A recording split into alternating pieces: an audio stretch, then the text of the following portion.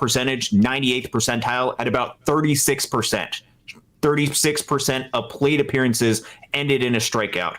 Also very high, the whiff percentage, the chase percentage. He gets a lot of chase, especially with his splitter. Two-pitch pitcher. He's got the four-seam fastball and the splitter. And the splitter, honestly, I was looking a little bit earlier today. The splitter, he does not throw for a strike really much at all. Last year, I think it was only about 28% of splitters were in the zone last year for Kirby Yates. So he's able to generate still a lot of swing and miss. But it was the fastball that was really impressive for him last year, and it got an insane amount of swing and miss, strikeout percentage. The whiff percentage on his four-seam fastball last year was 35%, with a strikeout percentage of 41% on that pitch. It was unbelievable what he was able to do, combining that four-seam and that splitter, and he was able to make that really effective. So when you combine both the very high strikeout percentage and the fact that, as you can see, the barrel percentage, the hard hit rate, he does not give up very hard contact at all. So when they are able to make contact, they're still not hitting the baseball well at all. That combines to a lot of really good performances. And really the only thing that might be somewhat of a weakness, which this is something that is very typical in the Dodgers to go after these type of pitchers, just has to be his walk percentage. If he can keep that reasonably under control, all of the other stuff is going to fall into place with Kirby Yates. He is getting older, though, so he's going to be entering, I believe, his age 38 season. So it's not something where this is likely a long-term deal. Last year, very, very impressive season for him, and a lot of the underlying metrics suggest that this upcoming season is going to be really positive for him as well. Yeah, and hey, I forgot to I'm using a little bit different software. Different software. I'm trying to go live on as many platforms as possible. And so trying to go live on YouTube and X, I guess, Instagram, Facebook, and all this. So I actually forgot to click live on YouTube for like the first 7 or 8 minutes of this show. So they caught us right in the middle. So let's back up and let's get started again. So this show is all about Kirby Yates, right? The Dodgers, they continue just to have a historic offseason. Kirby Yates is a guy that he at this point, I mean, it's super exciting because you got Tanner Scott, you got all these guys at the front end of this thing, or at the back end with him, and then Evan Phillips, and really you haven't lost anybody. So let's kind of back up to the start, and in case I might not have missed all of the beginning of it, but in case I did, just kind of refresh us on exactly what happened today, Austin. Yeah, the Dodgers made an additional move, and it is impressive to be able to watch this organization continue to stockpile talent. So we mentioned at the top of the show, this is not the only pitcher that they've signed within the past couple of days. They've added RokiSasaki. They added Tanner Scott, who was the best free agent reliever on the market, left-handed pitcher, signed him to a longer-term deal. Now they've added Kirby Yates, who was behind Tanner Scott, probably the second best reliever on the market, especially given his most recent success this past year. And Kirby Yates, with what he was able to produce last year, was just absolutely phenomenal. All of the tools that the Dodgers seem to like in a relief pitcher, Kirby Yates has. The only downsides with him is he's getting a little bit older. He's going to be entering his age 38 season, and he walks a lot of hitters.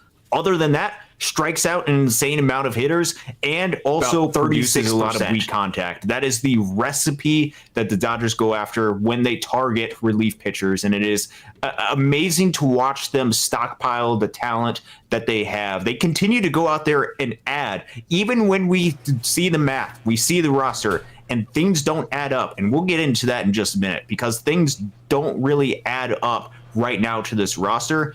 Either there's things going on behind the scenes that we don't know, or additional moves are coming. But clearly the Dodgers are the most aggressive team in the game of baseball.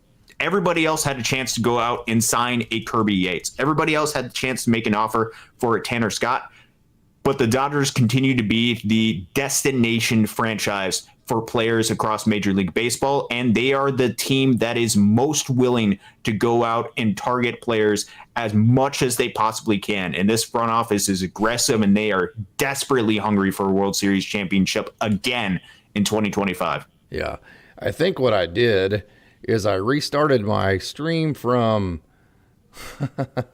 Yeah, what I did was I got 2 streams going on at once. So I apologize, Perfect. man. I absolutely blew that. So I had 1 stream going, and then I had a 2nd stream going. So I'm just going to can the way that I did this and go back to the old way that I did it. So I'm going to tell everybody in here, everybody go to the new stream. I was wondering where everybody was at. So we got 2 streams going on right now. It's an interesting time here.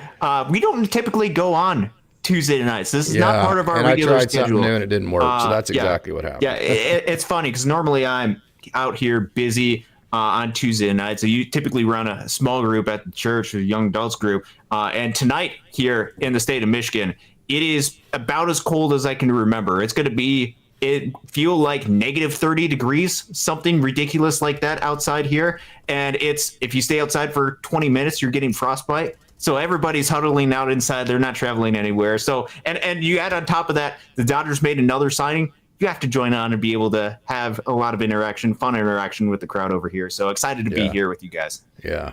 All right, man. So this is a lot of fun. So we did get the entire show. We had like 156 people in the crowd for the other stream. I have put a message in the first stream to come on over to the second. I think I know what I did wrong. I think I'll be able to create that. So, and I think I'll be able to fix that next time. And again, we're just high-tech rednecks here. We're trying to go on as many platforms as we can. So if I seem discombobulated, you know why that is, Austin? Why is that, Case? That's because I am discombobulated at this time. I've out-technologied myself, if you will, and this kind of felt like the time to do it. So I think we're getting most of the people back in as far as our lobby goes. So, okay, so let's dive back in. We talked about Kirby Yates. Let's go into some of his FanGraph numbers and kind of dive into exactly the type of pitcher that the Dodgers are getting. And just from a past perspective, you mentioned as you look up here from a age perspective, 37 years old, and so he has been around since 2014, a long time. Last year his ERA was 1.17. That's very important, but what's equally as important, the expected ERA was very similar at 1.86. His expected fielding independent pitching was 3.12, so that would be a really good. His FIP was 2.50. His expected FIP was fairly similar to that 2.50. So what kind of tips you off whether the guy's getting lucky or not? And it's not perfect. None of these expected numbers are perfect. If a guy's ERA is like 1.17 and his expected ERA is like 6, then you're like, okay, well, this guy's giving up a lot of hard contact and just getting lucky, right? But if a guy has very similar actual production numbers like ERA and FIP is just fielding independent pitching, meaning, not relying upon your defense or any of that. And that's the same as all of expected numbers, then you mentioned it, Austin, you like to predict what guys do in the future. That's a really good indicator in terms of what guys will do or are probably likely to do as you move forward. So you're getting an elite 1.17 ERA from last year, strikeouts per 9 at over 12. You're getting 3-1 strikeout to walk ratio in terms of per 9 innings there. And you're getting a guy that strands almost 90% of the base runners that he puts on base. So doesn't walk a whole lot of guys. And once he does get guys on base, he puts them down because almost 90% is very good there. A home run to fly ball rate of 5.9%, just to kind of give you a little bit of a perspective there. Around 14% is what a hitter wants. So to say that a pitcher is around 5.9% at a home run per fly ball rate is pretty ridiculous. And the batting average against balls in play, 168. So what that tells you right there is that when you have a low fielding independent pitching index, which is independent of your fielding, and then also a low batting average on balls in play, that tells you that he gives up a lot of weak contact when the ball actually is in play. So you have high strikeouts, 12.41 per 9, and then really weak contact that your batting average on balls in play combined with your expected FIP. Combine those two together. What a great combination. Did I explain that or did I lose everybody there? Yeah, no, I think that was accurate.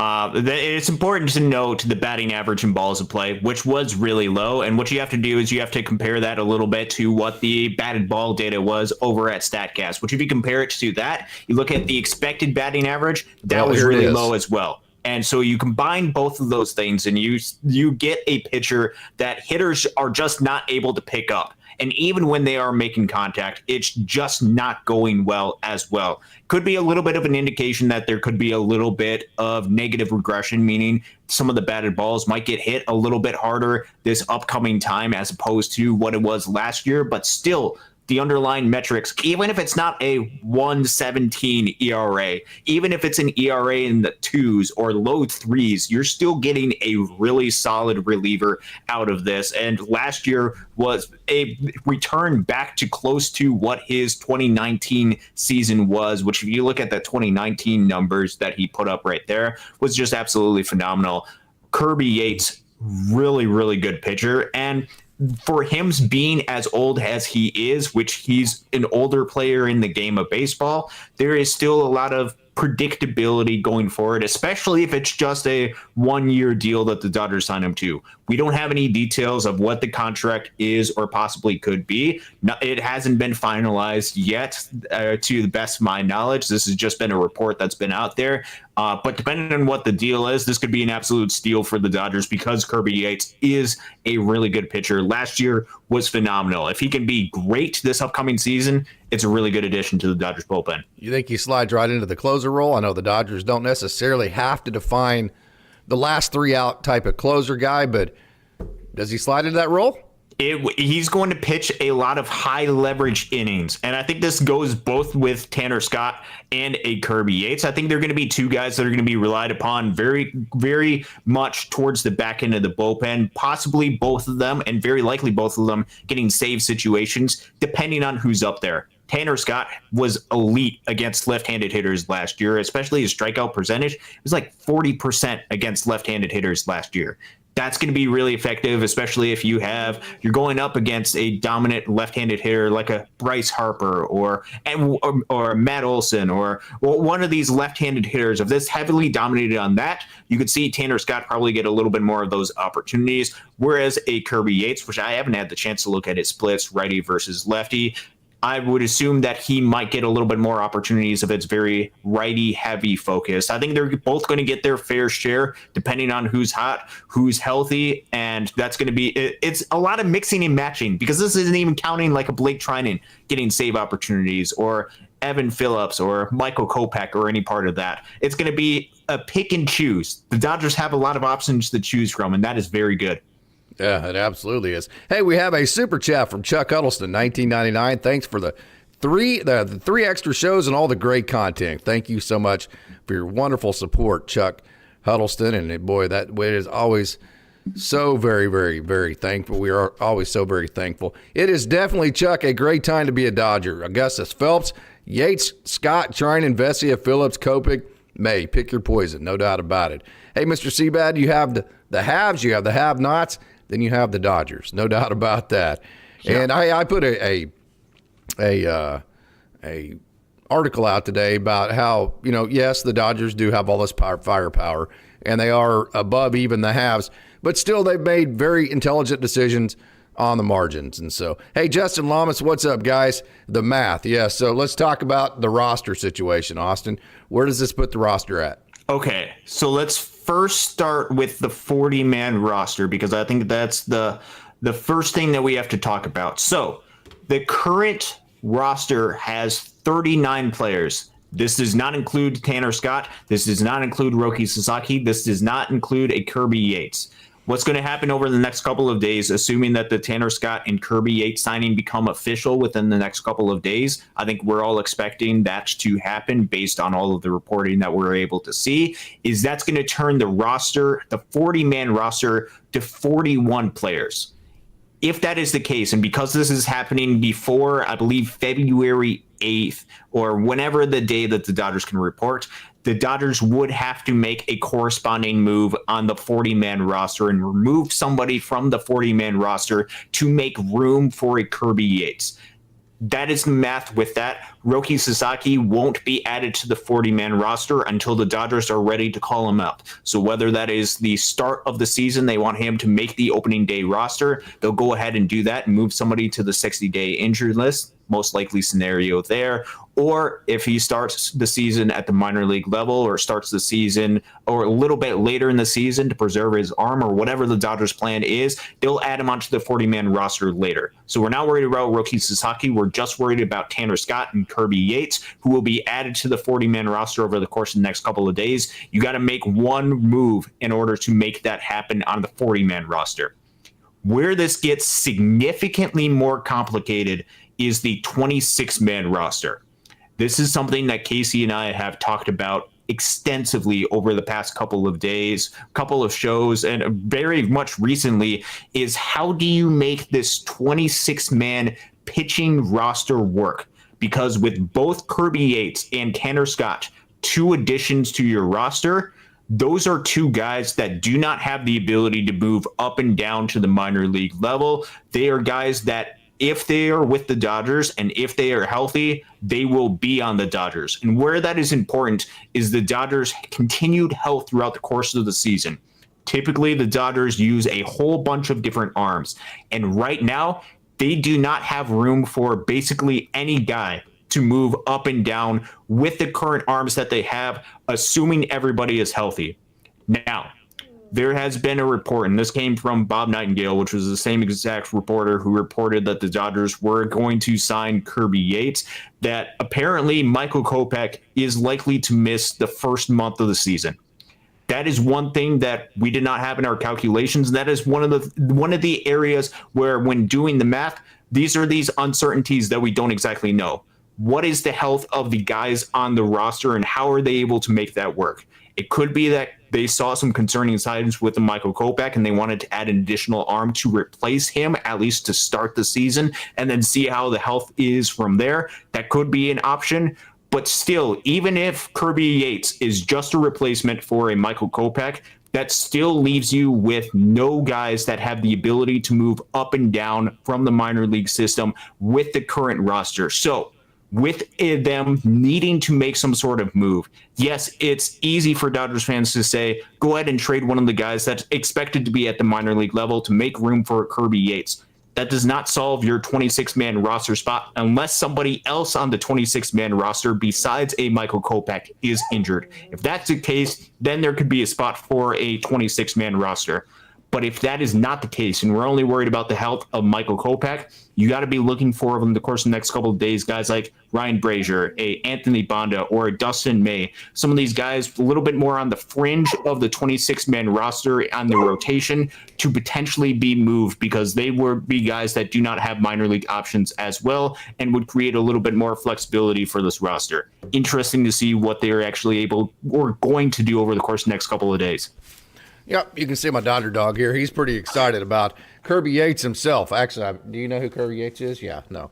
Okay, yeah, no, this one right here is Barn, if you don't know. I've got 2 Dodgers dogs. Little Vivian's over there. She's sleeping on her bed, and little Barn's pretty upset with Daddy right now because he was been wanting to whine, and he can't whine while Daddy's on the air. And so I got his collar, and if I push this button right here, it'll beep his collar, and it'll really piss him off, right? And then if that doesn't do the trick, then I've got this little neat little button right here, and then that'll actually kind of an impulse, and then he really doesn't like that. So he went ahead and left. He told me off, and he went, and he's with Mommy right now. So I think we're all good for the time being. So, okay, as it sits right now, once you put Tanner Scott and Kirby Yates on this roster, as you said, you are 1 over, okay? You're 1 over at this time. So that's not, of course, it'll be interesting to see how long it takes them to sign Tanner Scott or sign Kirby Yates, if they have a handshake deal, if they're going to wait till spring training or whatever it may be, whenever you can erase the 60-day ILs. That's the easy part, as you mentioned. But again, I mentioned this in my article today. You know, we've gone over the math, and we've done it. We've laid it out there exactly what it is. I've said this many different times, and I think this is proving absolutely to be the case. And yes, the Dodgers, like you, Austin, are very analytical. They think through all the analytics. They think through the numbers. They think through all the different scenarios and how to get everybody on the roster. But I just think they're throwing caution to the wind. I think they're saying, to hell with the 20. You can throw 26 at me. You can throw 40 at me. Fine. All I know is I want Kirby Yates. So what we're going to do is we're going to go get Kirby Yates. We're going to get Tanner Scott. We're going to get RokiSasaki, all within about a 4-day period. And then you're going to tell me, let's say that Austin, we're in a meeting. You're going to tell me, Austin, that, hey, you got to cut somebody because we're over. You can't go get that guy. I'm going to tell you, I'm going to go get that guy. I don't give a rat's ass what I have to do after I get him. I will deal with all the number scenarios after that. So they're kind of going in reverse. They're getting the guys they want and then trying to figure out how it plugs in after that. So in my article I mentioned today, and we've mentioned this a couple different times, it really appears like to me, and you could see why the Dodgers would think this way with the way the injury situations have been in the last couple of years. Nobody's had more injured pitchers than the Dodgers. It just seems to me like the strategy the Dodgers have is, okay, well, we know that we're over on numbers now, both on the 40 and 26, but we're going to figure out that situation day by day based on the injured list. That appears to be the strategy. Yeah, that is the strategy that you can take. The Dodgers have been plagued with injuries over the past couple of years that have been absolutely devastating, and it has caused some of their seasons to go downhill pretty quickly once they reach October. We saw what happened in 2023. We saw what almost happened to the Dodgers in 2024 if it was not for the bullpen stepping up in Game 4 against the San Diego Padres. They took a massive jump and were able to help save that series and bring the series back to Los Angeles. If they don't do that, if they kind of fold over, season is over, and we're talking about another disappointing season for the Dodgers. They have been plagued by injuries over the past couple of years, and one of the ways that the Dodgers can go about attacking this is creating as much depth and gathering as much quality pitchers as they possibly can. This is a strategy that they likely were going to take, as opposed to getting different types of pitchers. They know the pitchers that they want to target. They have been successful when they have been healthy with those types of pitchers. It's about getting as many of those guys as they possibly can and figuring out where things sit. And honestly, with this bullpen, with how much wear and tear that it had through the course of the 2024 season, not just through the regular season, which they were relied pretty heavily upon, some of the, I think, if I remember correctly, some of the fewest innings from the starting pitching staff. A lot of the workload went on the bullpen last year. And then you combine that with the workload that they had to take into October. It had to wear and tear a lot of the guys that they relied upon last year, including guys like Michael Kopech, who they got in the trade deadline, pitched a lot in his career beforehand. Took a lot from a lot of these other guys that you don't necessarily know the state of how each one of these guys are healthy, or at least we don't know. The Dodgers know more about this than we do, and it's perhaps that wear and tear, they're trying to gather as many arms as they possibly can, get a little bit of rest, and make sure at least you have a handful of these guys, dominant relievers, to be able to come out of the bullpen in October. Because if all of your guys aren't healthy, you're going to really struggle once it gets later into the games and be able to finish off some of these games, no matter how dominant your offense is. So adding as many of these relievers as it possibly can, especially because other teams haven't showed a willingness or as much of a willingness to go out and outspend the Dodgers.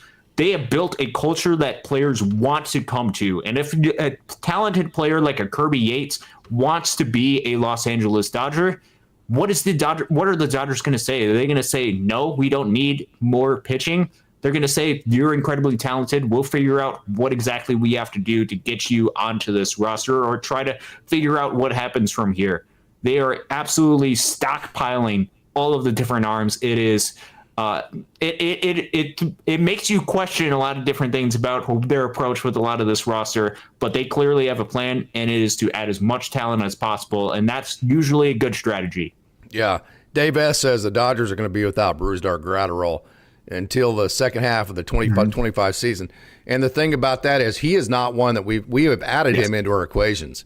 So we have not been counting on him being on the 26-man roster at all, him or Clayton Kershaw or any of the 60 IL. So when we say that they're over both on the 25 and the 40-man, Brusdar Graterol was not in that equation at all. So So that doesn't help the math situation as far as any of that goes. But again, I'm backing up, and I'm just going to say the Dodgers, like you said it the other night, there's guys that maybe they know are injured that we don't, and or they're going to play day by day, figure it out from that perspective. I think last case scenario for them, last ditch scenario they'd like to do is the DFA situation. But I'll say this, and we know this, even in a DFA, like if you had to do James Paxton, like you had to do Brian Hudson, who went to the Brewers last year and was one of the best relievers, period, in all the game of baseball.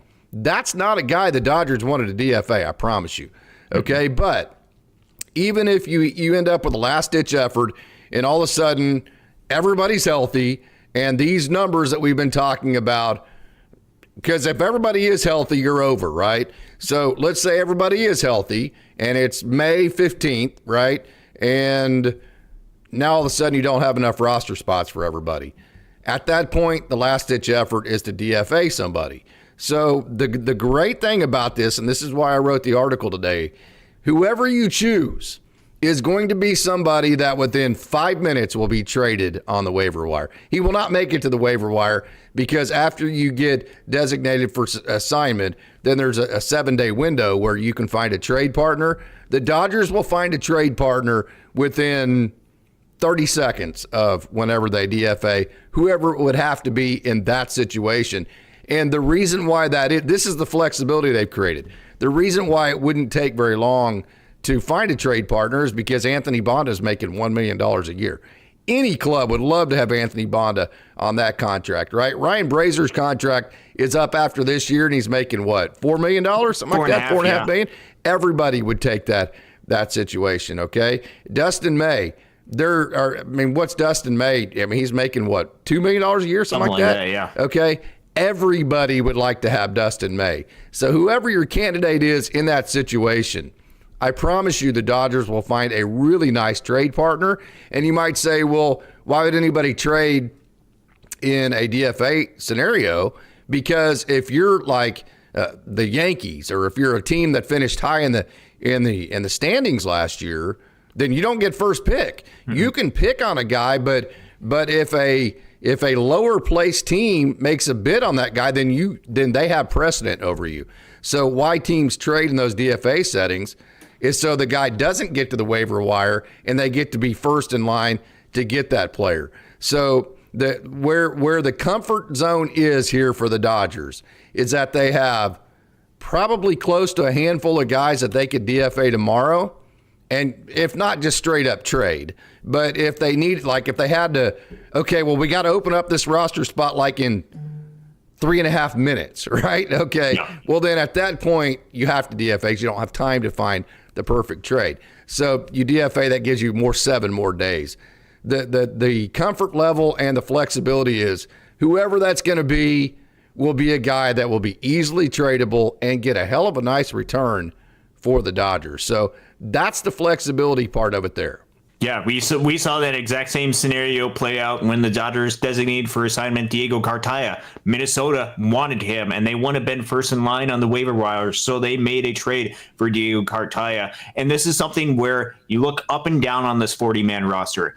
Even the players that the Dodgers fans feel like are the least valuable for the Dodgers are very valuable to a lot of other organizations. There's a lot of other organizations that would take a chance on a James Outman based on what he was able to do. There's a lot of other organizations that would love to have a Hunter Fiducia as a very serious option to be a backup catcher. Right now, he has no opportunities to be able to make it up to the big leagues because he's behind Will Smith, Austin Barnes, and very likely Dalton Rushing as well. Other organizations would value that. A lot of underlying metrics for like a Michael Grove were really solid last year. There's especially when compared to their salaries, which is almost nothing. Right? Yes. You add all of these different things in. The guys at the minor league level have value, which is important because it raises the talent level of this 40-man roster and means that any sort of scenario where you decide to move on from any one of these guys, which there are certain arguments that you can make that a lot of these guys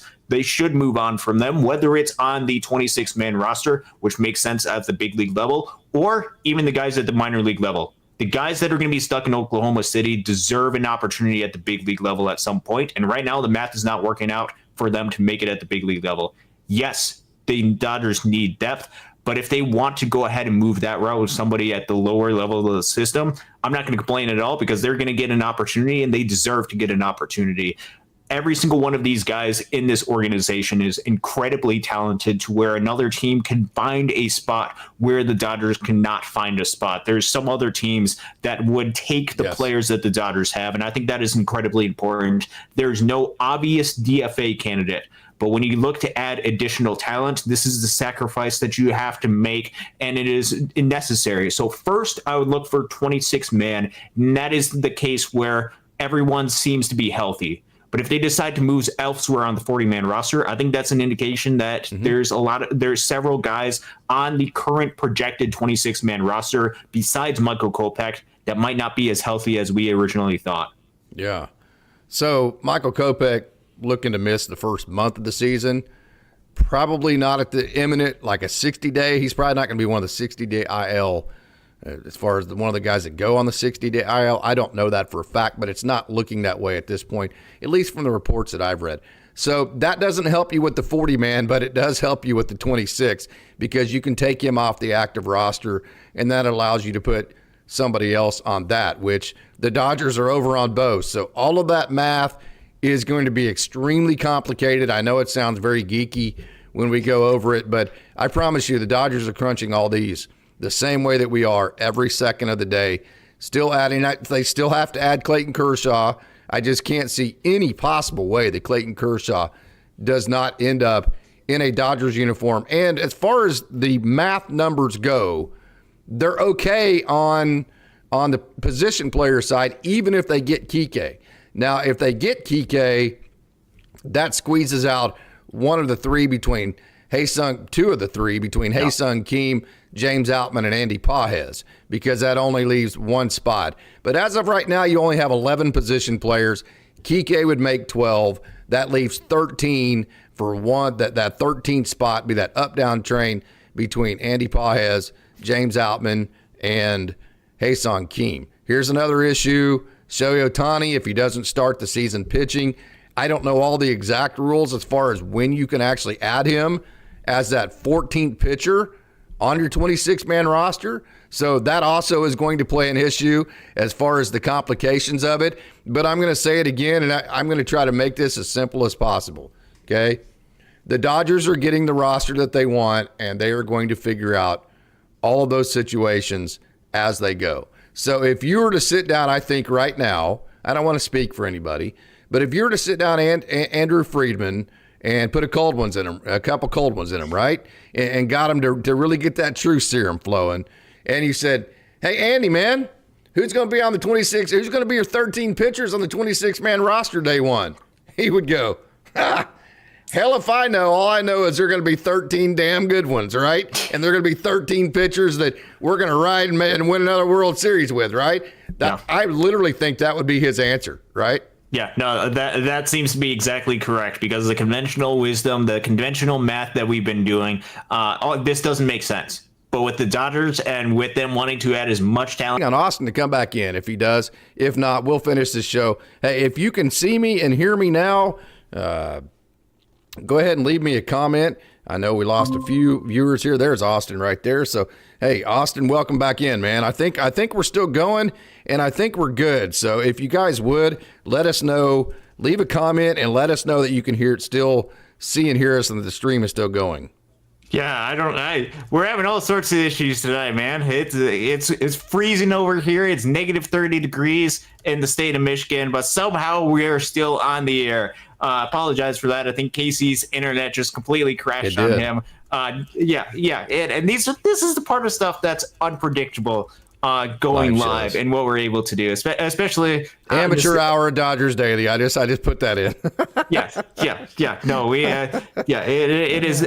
We're definitely not having this show be on Sportsnet LA, but it's still a privilege to be able to do this and be able to interact with you guys. So hopefully a lot of our comments and the interaction and stuff still has been good, still has been positive. Apologize for all of the disruptions for everything. So there's nothing I can do about it. So hey, the Dodgers preach. Control what you're only worry about that which you can control. I can't control any of this, so I'm going to continue. Hey, we still have just an incredible crowd, Austin. I know. Yeah, and what was funny about that is I got to read some of the comments, and there's some hilarious comments. There are comments like Casey deferred his internet payments until 2026. We have the best crowd. There's something like your dog went and ate up the internet cord. All sorts of stuff like that. Wouldn't surprise me. You know what he did the other day? What's that? Of course, I have to put my mouse, this thing right here, I have to put it in my drawer because if I don't, he eats it. He eats he's taking a chunk out of her wall. So, okay, Jay says we are live and rolling. So I'm going to get to an Oklahoma State game. The beautiful bride of 25 years and I are getting ready to head out the door. We're getting ready to head to Stillwater and watch Oklahoma State hopefully take down the Arizona Wildcats. So, hey, we've kind of talked about the roster, the different numbers of it, where it stands, all that kind of stuff. We have made it through all the difficulties. And, Austin, we still have 222 people in the lobby. Yeah, how great are these Dodgers dogs as part of the Dodgers Daily Network fans? It's absolutely awesome. You guys are just too flattering. It's just totally humbling. And so just kind of put a bow on this, what the Dodgers did today, what they've done this weekend, and what all this means. Yeah, so this stream is a little bit piecemeal together, as you guys have noticed. And the Dodgers have piecemealed together a pretty good roster, especially a good bullpen with all of the additions that they've been able to make. Kirby Yates, the latest addition to the Dodgers. How they're going to make this math work and how all these pieces are actually going to fit together, I have no idea. I just know that Kirby Yates was incredible with what he was able to do last year. The Dodgers saw his talent and were like, yes, we're going to go out and get to that type of pitcher. Exactly what they did with a Tanner Scott. They went above and beyond what they typically do for relievers, which typically is not longer than a 2-year deal. They went and signed Tanner Scott to a 4-year deal. There's a little bit of risk because relievers have a lot of volatility, and so there could be a lot of variability in what happens for both Tanner Scott and a Kirby Yates. But if you add a large quantity of these type of guys, not all of them can be bad. Not all of them can get injured. You're going to have some guys that are going to be healthy, ready to go, that can pitch in late inning situations during October. And that is the most important thing for the Dodgers. Whatever the math is going to work out, however they're going to do, they have to do whatever they can to make sure that their guys are as healthy and ready to go as possible in October. One of the strategies you can go about doing that is having guys that can move up and down to provide a little bit of additional rest for your guys. Certainly, they're going to implement that strategy. Another strategy to go with that is stockpile as many arms as they possibly can, high leverage arms, and to their best of their ability, especially with some reports that there might be some injuries on the roster, particularly to a Michael Kopech. They're trying to add as much talent as they possibly can, and it is a wonder to be able to watch this. This is how a front office is supposed to operate, or at least most front offices are supposed to operate, is try to make their team as good as they possibly can be. And the Dodgers are doing that, and they're taking that to heart. It is, as I mentioned, incredible to be able to watch them assemble this super team, and it is going to be the favorite to win the World Series next year. Yeah. Not a guarantee, but it's going to be the favorite to win a World Series based on what they've done. So incredible to be able to watch that. It's been a fun baseball day too. Ichiro, CC Sabathia, Billy Wagner, all Hall of Famers as well. So there is news baseball tonight on a Tuesday night where internet's crapping out. All sorts of things are happening. We'll see what happens with the Cowboys, man, and the basketball scene. We'll see how they're able to do tonight. Yeah, no doubt about it. So very excited. I got to ask, is their basketball team as good as their football team was? OSU did not win a conference game. They didn't. They lost their last 9 games in a row.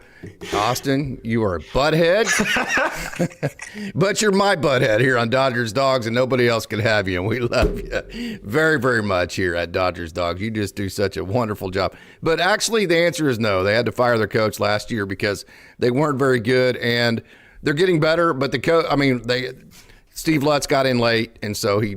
Literally, the whole roster left with the transfer portal. I think 3 guys stayed, and so he had to turn over the whole entire roster. So he had to, and then he got in late. So, everybody had already picked their schools, so he didn't really have much of a chance to build a roster for this year. And I don't know a whole lot about basketball, but I have a lot of people who do. Yeah. Like Brendan Manzer, I'm real close with, I grew up with. He's actually the lead analyst for the ESPN Plus broadcast, and he does most of the OSU games. And I speak to him, and he's very high on Steve Lutz and says, hey, just wait, this guy's really good. So very excited about the future for OSU. We have another super chat from CNAV, Christopher DeMardo. Thanks, Casey and Austin, and Barn for the assist right there. Barn, you got a thank you from CNAV there. Yep. Hit the like button and subscribe to Dodgers Dawgs. Hey, I want to again apologize for some of the technical difficulties. Amateur Hour at Dodgers Daily, some of it was in my control, some of it wasn't. I tried to get a little bit too cute and going on too many platforms. I think I know what I did wrong for the next time out. Hey, that's what the minor leagues are for, right? Is to try to find the best version of yourself. That's what we're trying to do here at Dodgers Dawgs. As part of the Dodgers Daily Network, we have no better crowd.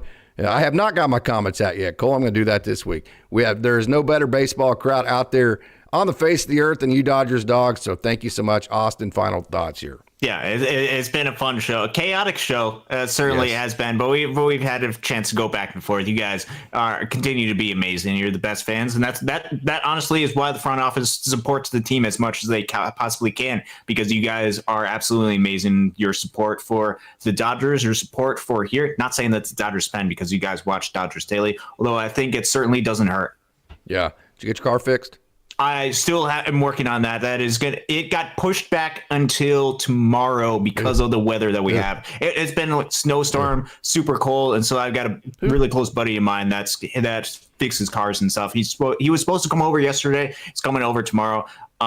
He's gonna actually do it right. I tried to change out my spark plugs the other day. Thought I did it right. Apparently, did not do it right. You got to get him in the right order in the distributor cap, Austin. That's very difficult to do. We'll do them one at a time next time. Don't take them all out at once. Yeah. No, it is. That was I have a lot to learn on that. Just like it is not a very good situation. I got a lot of work to do on that. See you, dude. See ya. It's a great day to be a Dodger.